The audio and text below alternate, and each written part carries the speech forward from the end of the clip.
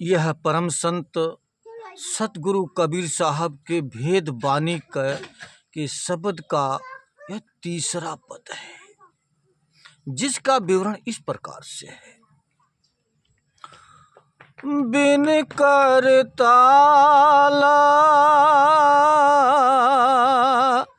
पखावज बाजे,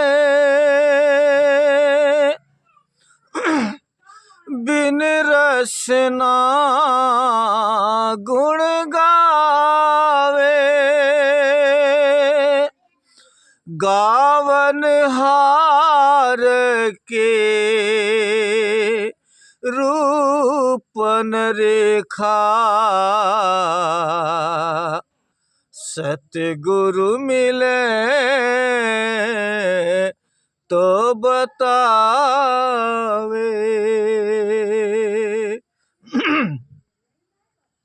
वाणी का भाव है, बिन करताल पखावज बाजे, बिन रसना गुण गावे। इससे पहले के ऊपर के पद में यह समझाया जा चुका है कि मानव जीवन अमोलक दात है, जो कि मनुष्य जन्म मिलने के बावजूद भी हम मन की चंचलता, मन के स्वादों में आ करके हम मालिक का सुमरन भजन, उनकी सेवा, सद्गुरु की सेवा को न चुन करके हमने संसार के विषय विकार, धन दौलत, माया मान बड़ाई को ही चुन कर संसार में फंसे रह जाते हैं। मगर साहब अब ये समझाते हैं कि यह मनुष्य जन्म उस परमात्मा के सुमिरन के लिए मिला था, उनकी भक्ति के लिए मिला था, जो कि इस अमोलक दात, इस घट के अंदर जो रखी गई है, उसी को सार्थक बनाने के लिए, अपने आप को शब्द के सपुर्द करने के लिए हमें मिला हुआ था। जो कि वे क्या वस्तु है? कहते हैं बिन करताल पखावज बाजे, यानी करताल कहते हैं अपने दोनों हाथों के हथेली को, कि बगैर हथेली से ढोलक या मृदंग पर अपना ताल मंत्रा लगाए, और बगैर मृदंग के, पखावज कहते हैं मृदंग बाजा को। तो जब मृदंग बाजा ही हम नहीं बजाएंगे और हाथ ही नहीं लगाएंगे, फिर आवाज कैसे आएगी?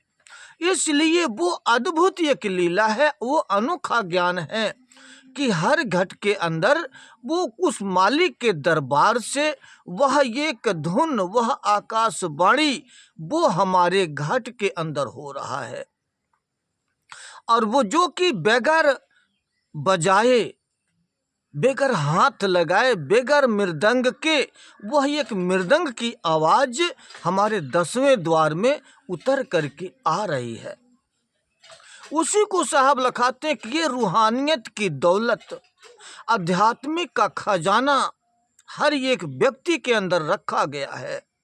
मगर हम मन के बस में पड़कर सांसारिक विषय विकार में फंसे पड़े हैं, जो कि वो धुन एक ही तरह का अपने दरबार से चलता है, मगर दर बेदर वो जिस स्थान पे आता है, वो अपने उस धुन का आवाज बदलता जाता है।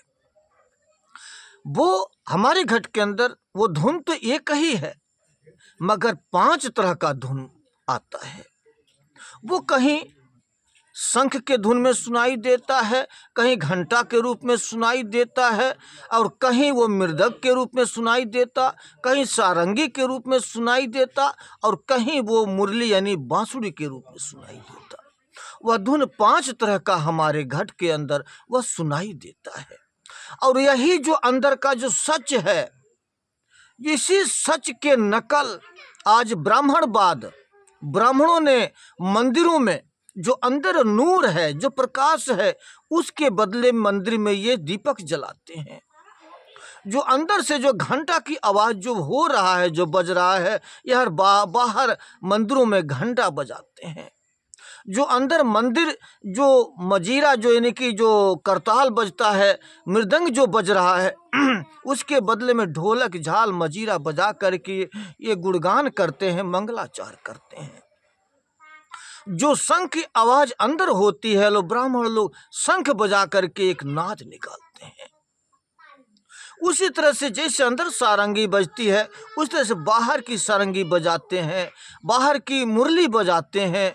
मगर बाहर का जितना भी जो अंदर हो रहा है, उसी की नकल बाहर ये ब्राह्मण लोग अपना ब्राह्मणवाद फैला करके कमाई का धंधा लगाए रखे हैं।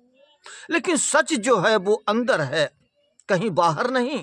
वो सच हमारे घट के अंदर है, जो उसी सच को सतगुरु कबीर साहब लखाते हैं कि हे प्राणी, तुम्हारे घट के अंदर वो सब कुछ सच है, जो कि वो शब्द उस मालिक के दरगाह से आ रहा है। बिन रसना गुण गावे, यानी उस शब्द को मुंह नहीं चलाना, जीभ नहीं चलाना, तारू ओठ नहीं चलाना, सब कुछ बंद है, वो हृदय से नहीं निकलता। वो बिन रसना के, यानी बगैर जीभ के वो शब्द धुन वो हो रहा है। कहाँ से? उस मालिक के दरबार, यानी चौथे लोक सतलोक से वो धुन आ रही है।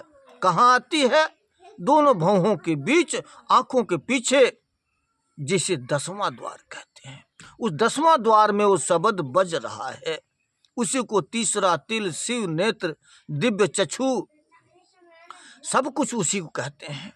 उसी दर पे वो आवाज आ रहा है, जो कि बगैर कहे वो हो रहा है, जिसका कोई रंग रूप नहीं है। गावन हार के रूप न रेखा, सतगुरु मिले बतावे। वो जो शब्द है, उसका कोई न रूप है, न रंग है, न हाथ है, न पैर है, न आँख है, न जुबान है, कुछ नहीं उसका है।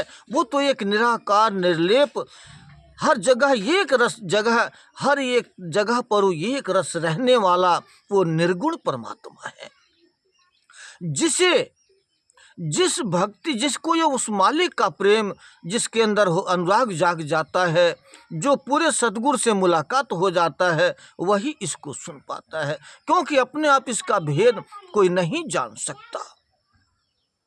कबीर साहब ने समझाया कि सतगुरु मिले बतावे, वो एक अनोखा ज्ञान, वो अद्भुत, वो जो ज्ञान है, जो ज्ञान का सागर है, जो ज्ञान का जो भंडार है, जो संसार की वो ताकत है।